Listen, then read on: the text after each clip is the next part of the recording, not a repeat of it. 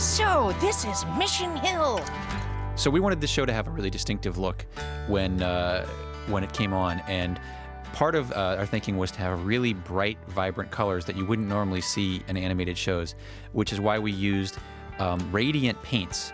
There are certain types of cell vinyl made in the 90s. I'm sure they don't make them anymore now, that have an actual kind of fluorescent quality, especially in the yellows and some of the reds. And it doesn't really actually translate that well on a TV screen. It's much better in print.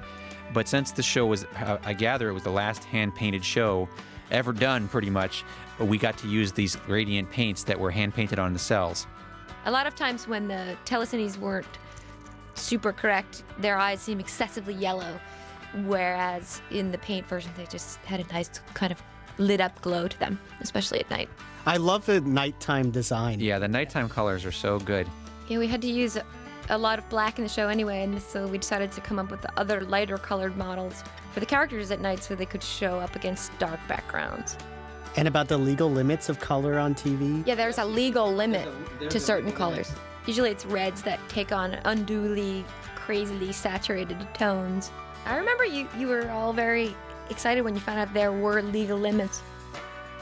These are the color charts, and you see the characters being painted in their colors.